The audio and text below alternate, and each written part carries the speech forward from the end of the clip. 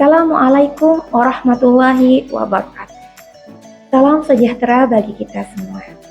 Perkenalkan, saya Harwin Hollah Desianti, dosen tetap Program Studi Diploma 3 Kebidanan Fakultas Kesehatan Universitas Nurul Jadid.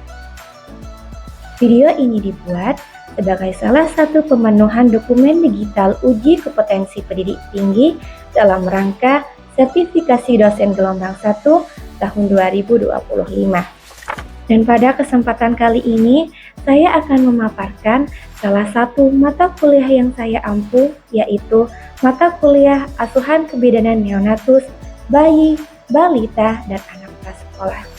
Di mana mata kuliah ini merupakan mata kuliah wajib semester ganjil pada tahun akademik 2024-2025. Dan adapun deskripsi mata kuliah Asuhan Kebidanan Neonatus, Bayi, Balita, dan Anak Prasekolah, yaitu mata kuliah ini membekali mahasiswa dengan pengetahuan dan keterampilan dalam memberikan asuhan secara menyeluruh kepada bayi baru lahir hingga anak prasekolah. Capaian pembelajaran mata kuliah ini mengarahkan kepada kemampuan mahasiswa untuk mengidentifikasi kebutuhan dasar dan tanda bahaya, memberikan asuhan berdasarkan evidence-based practice, melakukan pemeriksaan tumbuh kembang, serta melakukan dokumentasi asuhan kebidanan sesuai standar etik dan hukum kebidanan. Mata kuliah ini terdiri dari 4 SKS dengan pembagian 3 SKS teori dan 1 SKS praktik. Pembelajaran dilaksanakan dengan metode blended learning, yaitu pertemuan tatap muka dan tatap maya melalui via Zoom meeting ataupun Google Meet. Dengan metode pembelajaran yang digunakan meliputi ceramah interaktif, diskusi kasus, demonstrasi keterampilan, dan praktik laboratorium. Dengan materi pembelajaran diantaranya 1. Kebutuhan dasar, 2. Nutrisi, 3. Farmakologi, 4. Evidence based, 5. Prosedur keterampilan dasar, 6. Pengenalan tanda bahaya, 7. Pemantauan tumbuh kembang, 8. Manajemen asuhan, 9. Termoregulasi, dan 10. Dokumentasi asuhan. Tentunya materi pembelajaran ini dikhususkan kepada asuhan kebidanan neonatus, bayi, balita, dan anak prasekolah. Evaluasi pembelajaran dilakukan dengan berbagai bentuk metode penilaian, antara lain pretest dan posttest, tugas individu dan tugas kelompok, penilaian keterampilan klinik, UTS, dan UAS. Dan adapun bobot penilaiannya terdiri atas aktivitas partisipatif sebanyak 50%, tugas sebanyak 15%, kuis 10%, UTS 10%, dan UAS 10%. Untuk penilaian keterampilan praktik dilaksanakan menggunakan rubrik yang telah terstandar dan disesuaikan dengan capaian pembelajaran yang telah ditargetkan. Selanjutnya, saya akan menampilkan video pembelajaran mata kuliah Asuhan Kebidanan Neonatus, Bayi, Balita, dan Anak Prasekolah. Baik, Assalamualaikum warahmatullahi ta'ala wabarakatuh. Waalaikumsalam warahmatullahi wabarakatuh. Bagaimana kabarnya hari ini? Semoga selalu dalam keadaan baik. Baik, sebelum kita mulai perkuliahan pada pagi hari ini, terlebih dahulu kita berdoa terlebih dahulu agar diberi kemudahan oleh Allah dalam memahami apa yang kita pelajari pada pagi hari ini dan diberikan ilmu yang bermanfaat. Al-Fatihah.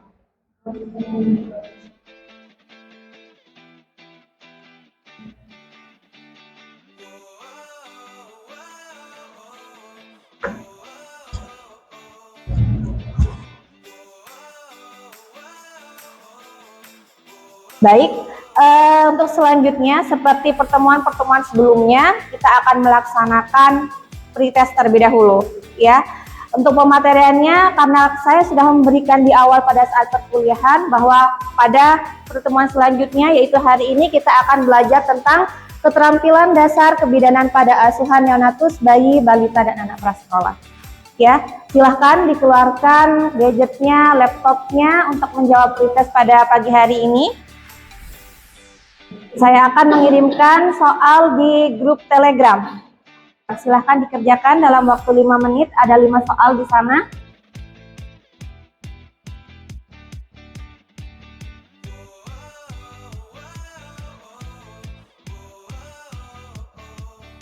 Baik, untuk tujuan pembelajaran pada materi hari ini yaitu setelah mengikuti pembelajaran, mahasiswa diharapkan mampu menjelaskan prinsip dasar keterampilan kebidanan pada neonatus, bayi, balita, dan anak prasekolah, serta mahasiswa mampu mendemonstrasikan keterampilan dasar dengan tepat sesuai dengan SOP. Maka dari itu, kita setelah materi ini, kita akan melakukan praktik laboratorium untuk keterampilan pemeriksaan fisik bayi baru lahir. Ya. Kemudian dilanjutkan dengan ruang lingkup prosedur keterampilan. Nah, sebagai seorang bidan, 7 hal ini yang harus kalian minimal dasar harus ketahui dan harus terampil dalam hal ini, yaitu pencegahan infeksi, penilaian awal bayi baru lahir dan pemeriksaan fisik, pencegahan kehilangan panas, asuhan tali pusat, pemberian ASI, pemberian profilaksis mata, dan pemberian imunisasi dasar. Nah, pencegahan infeksi, ya, di mana-mana sebagai tenaga kesehatan, pasti yang pertama sebelum melakukan tindakan, kita harus melakukan cuci tangan. Dan jangan lupa 5 moment cuci tangan. Iya, apa saja? Sebelum ke pasien, sebelum melakukan tindakan, setelah melakukan tindakan, setelah pengajaran pasien, dan setelah kontak dengan lingkungan pasien. Kemudian jangan lupa kita juga harus menggunakan APD, ya. Jadi karena kita tidak tahu ya pasien kita, walaupun dia bayi baru lahir, itu aman bayinya, ya. Kita tidak tahu cairan dari ibunya yang di bayi, darah ibunya yang masih melekat di bayi itu aman untuk kita. Jadi kita harus melindungi diri kita sendiri. Kemudian jangan lupa untuk teknik aseptik dalam tindakan. Jadi hal-hal yang steril jangan sampai tercampur atau mengenai hal yang non steril. Karena kalau sudah mengenai non steril, maka yang steril akan menjadi tidak steril. Ya, selanjutnya yaitu pembersihan dan sterilisasi alat. Kemudian penilaian awal dan pemeriksaan fisik bayi baru lahir. Nah, ya, bayi baru lahir. Langsung kita lakukan penilaian sepintas, ya, yaitu Apgar score, ya, appearance, ya, appearance, pulse, grimace, dan activity dan respiration, ya. Jadi pada menit pertama dan menit ke-5, ya. Selanjutnya tanda-tanda vital, ya, suhunya bayi bagaimana. Walaupun kita tidak menggunakan termometer, tapi kita bisa merasakan pada saat melakukan pertolongan persalinan, bayinya hipotermi atau tidak, seperti itu. Frekuensi nafasnya, ya, bayinya megap-megapkah, dan detak jantungnya. Kemudian pemeriksaan refleks bayi. Nah, ini juga perlu dilakukan pada saat kita menilai awal bayi baru lahir, gitu. Kemudian selanjutnya kita lakukan pemeriksaan fisik. Ya, untuk pencegahan kehilangan panas, ya, untuk bayi baru lahir bisa dilakukan dengan inisiasi menyusu dini pada ibunya. Bayinya juga diselimuti, ya, selimut hangat dan kangaroo mother care. Jadi bayinya skin to skin kepada ibunya. Jadi kangaroo mother care ini tidak hanya untuk bayi-bayi yang lahir prematur. Bayi yang aterem pun dia juga bisa dilakukan kangaroo mother care. Nah, ini ya, asuhan tali pusat, ya. Tali pusat prinsipnya yang terbaru berdasarkan jurnal terbaru yaitu tali pusat itu harus bersih dan kering, ya, harus bersih dan kering, itu yang perlu dijaga. Karena apa? Karena kalau tali pusatnya misalkan dibubui ramuan-ramuan herbal, dibubui alkohol, dibubui betadin itu tidak disarankan pada waktu ini gitu. Ya, ini tidak direkomendasikan maksudnya. Nah, itu yang perlu kalian edukasi nanti pada saat ibunya sudah akan pulang ke rumah. Jadi ibunya diedukasi gimana caranya merawat tali pusat bayi gitu ya. Selanjutnya pemberian ASI. Nah ini ya, apalagi bagi ibu yang baru punya anak ya, perlu diberikan pembelajaran atau perlu diajarkan bagaimana cara menyusui yang benar, bagaimana cara merawat payudara agar ASI-nya tetap lancar dan banyak seperti itu ya. Jadi perlu diedukasi itu. Dan pemantauan kecukupan ASI ya. Kalau pemantauan kecukupan ASI, jangan pada saat misalkan bayinya nangis rewel di rumah padahal udah disusui, 30 menit lagi disusui, kemudian 30 lagi karena rewel disusui. Tapi ya ingat, lambung bayi itu hanya sebesar biji kelereng ya. Jadi kalau misalkan bayi selalu disusui ya, tidak pada waktunya disusui karena nangis, oh ini bayiku nangis nih, bayiku nih pasti ini ya karena lapar ya. Ternyata bayinya nangis bukan karena lapar, disusoni, akhirnya apa? Gumoh ya, ibunya jadi panik, bayinya sering gumoh, ibunya jadi postpartum blues, kan begitu ya. Baik, selanjutnya yaitu pemberian profilaksis salep mata ya. Salep mata biasanya yang digunakan adalah kandungannya yaitu antibiotik ya. Tujuannya diberikan pada bayi baru lahir, yaitu biasanya diberikan 1 jam setelah bayi baru lahir, itu untuk mencegah infeksi mata ya pada bayi baru lahir.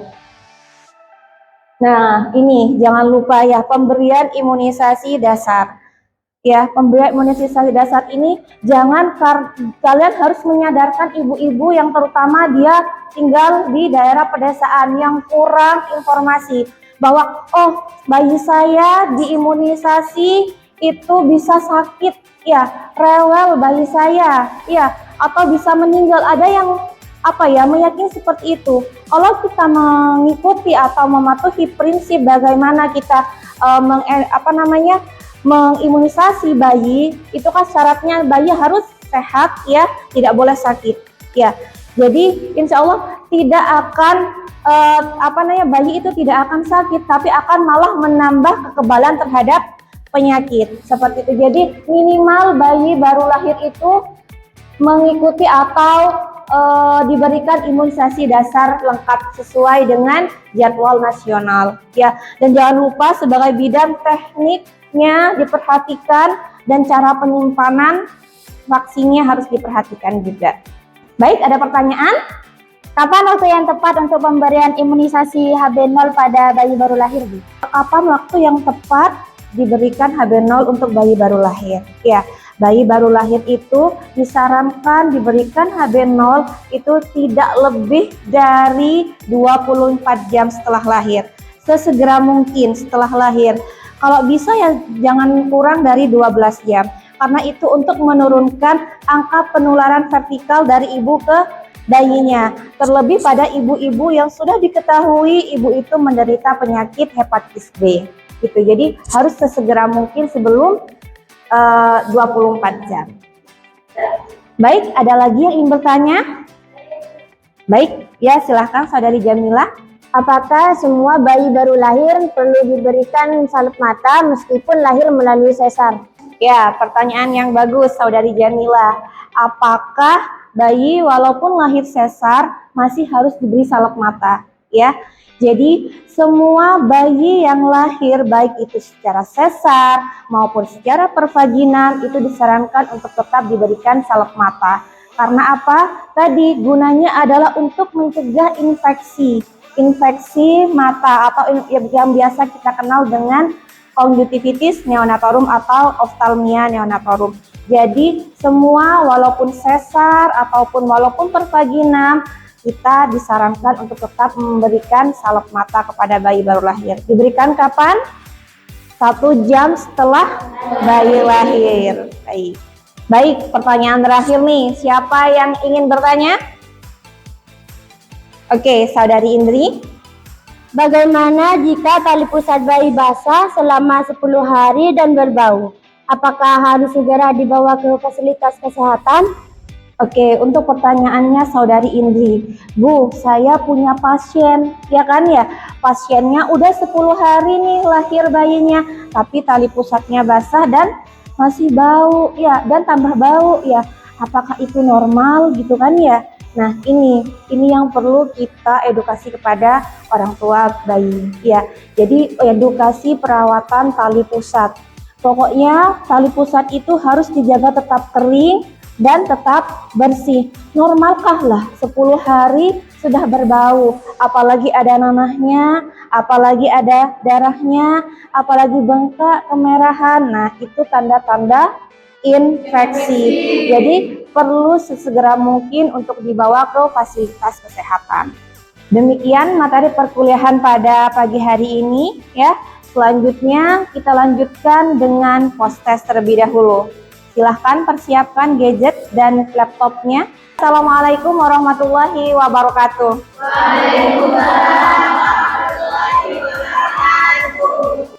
Baik, kali ini kita praktikum bagaimana kita melakukan penilaian awal bayi baru lahir dan melakukan pemeriksaan fisik bayi baru lahir, ya.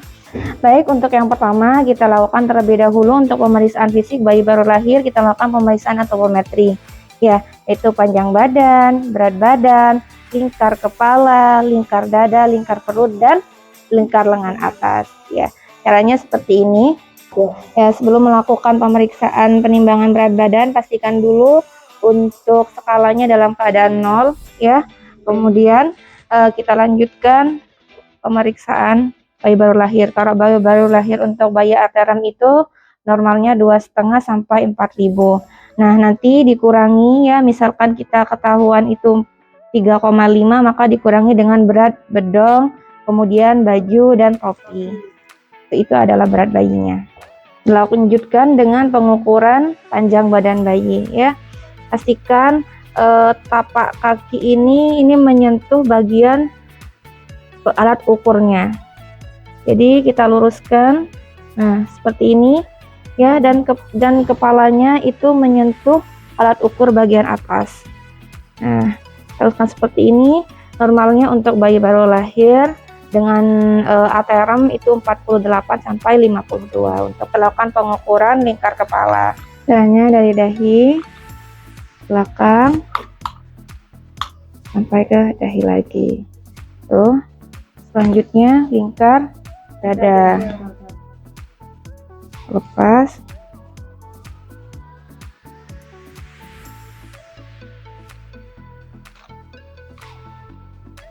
Dari puting ke puting, ya.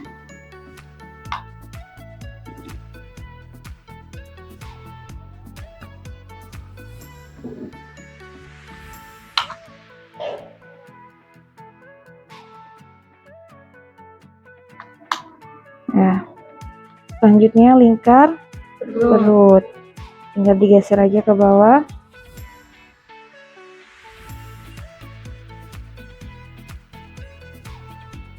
Dari umbilikus ke umbilikus, ya. Selanjutnya lingkar lengan atas.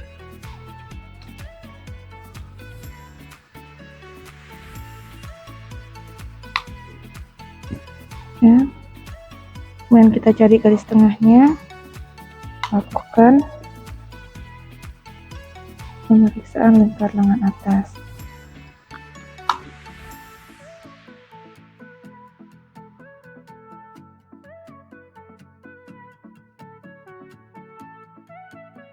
Ya, normalnya 11 sampai 12. Lakukan pemeriksaan fisik yang mulai dari kepala sampai ujung kaki. Pada bagian kepala itu kita lihat sutura dan fontanelnya, ya. Apabila suturanya itu lebar dan fontanelnya lebar, kita bisa curigai bayi itu prematur ataupun bayi itu hidrosepalus, dilihat dari ukuran kepalanya. Kemudian apabila ada molase di sini, ya, suturanya tumpang tindih, itu biasanya kepalanya menyesuaikan dengan jalan lahir. Dan kita juga lihat adakah di sini trauma jalan lahir, misalkan sefalhematom, kemudian caputus adenum, ataupun pendarahan intrakranial. Seperti itu, ataupun adanya kelainan pada daerah tengkorak atau daerah kepala, bayinya mikrosefal ataupun aneusefalus, seperti itu. Dilanjutkan dengan melihat di daerah wajah si bayi ini. Ya, wajahnya apakah simetris? Apakah wajahnya tampak mongoloid? Ya, kalau sudah tampak mongoloid ya, biasanya itu ciri-ciri dari sindrom Down atau sindrom Pierre-Robin. Selanjutnya ke area mata ya, matanya dilihat apakah simetris kanan kiri, jumlahnya berapa di situ, adakah strabismus di sana, adakah katarak kongenital di sana, ya seperti itu. Kemudian kita lanjut ke daerah hidung, ya hidungnya ini apakah simetris di sini atau adakah fraktur di daerah tulang hidung, apakah di sini ada atresia coana bilateral pada daerah hidungnya. Kemudian kita lihat juga adalah pernafasan cuping hidung dari bayi baru lahir tersebut, seperti itu. Kemudian di daerah mulut diinspeksi, mulutnya apakah simetris atau di sana ada labioskisis, ada palatoschisis atau ada labiopalatoschisis di sana. Kemudian lanjut ke area telinga. Ya, telinga dilihat simetris kanan kiri atau tidak, atau telinganya turun ke bawah. Kalau turun nih biasanya lebih rendah dari normal, itu biasanya juga salah satu ciri sindrom Pierre-Robin. Ya, kemudian juga biasanya pada bayi aterem telinganya itu sudah tulang rawannya sudah matang, seperti itu. Kemudian lanjut ke daerah leher, ya daerah leher dilihat lehernya simetris atau tidak.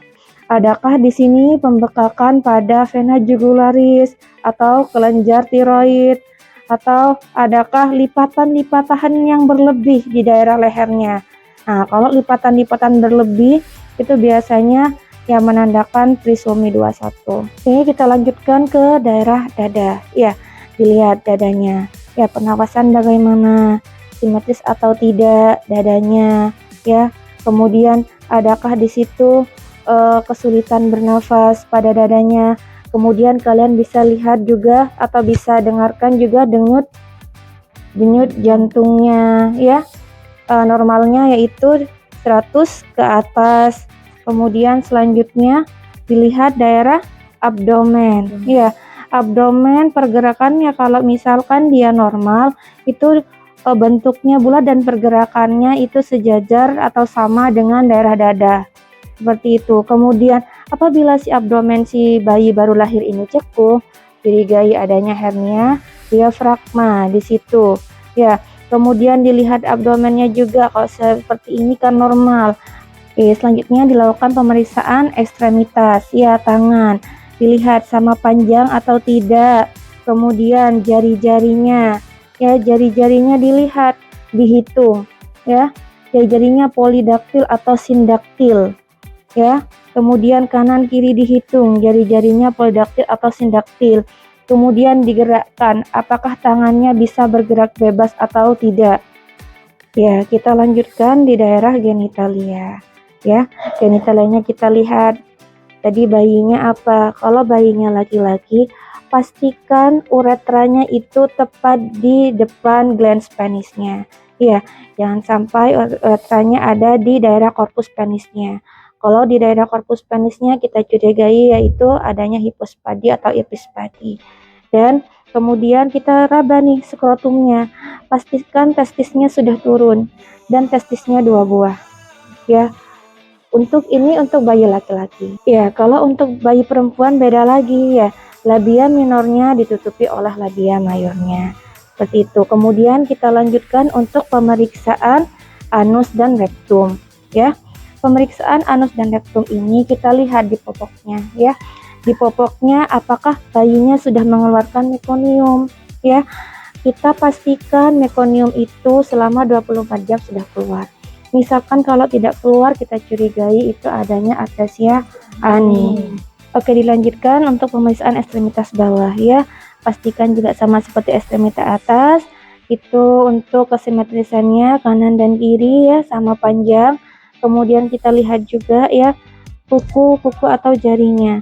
Pastikan itu normal sambil kita hitung kanan dan kiri. Adakah polidaktil ataupun sindaktil. Seperti itu.